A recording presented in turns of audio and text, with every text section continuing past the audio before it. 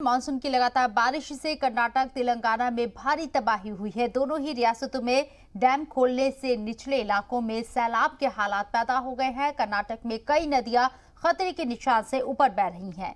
वहीं तेलंगाना के कई अजला में सैलाब के हालात बन गए हैं। हैदराबाद में पिछले साल का नजारा देखने को मिला, जहां कुछ इलाकों में घरों में पानी भर गया, जिसके बाद मकामी लोगों ने उन्हें बाहर निकाला।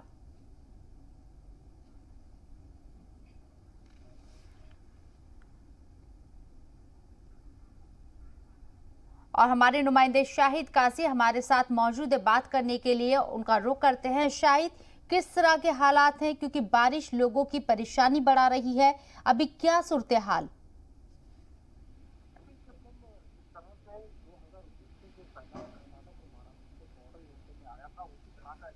हमें दोबारा देखने को मिल सकता है, क्योंकि लगातार पिछले दिनों जो बारिश हो रही है उसमें कई घरें बह गई हैं, कई लोग जो है परेशान हैं। खास करके जो रेस्क्यू करने वाले लोग हैं उन लोगों की भी हालत बहुत ज्यादा खराब है।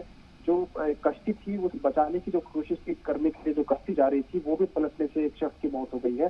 खास करके बेलगाम और उत्तराखंड, शिवमोगा, हावेरी और चिकमंगलूर, धारवाड़ में लगातार ये बारिश की वजह से कई मकाने खिसक गए हैं, जिससे एक 2019 का सैलाब हमें देखने को मिल सकता है। इस वजह से पूरी तरह से चौकन्ना हो चुका है। हुकूमत की तरफ से वजीर आला सीएम बीएस येडियुरप्पा ने इस वक्त एक मीटिंग बुलाई थी।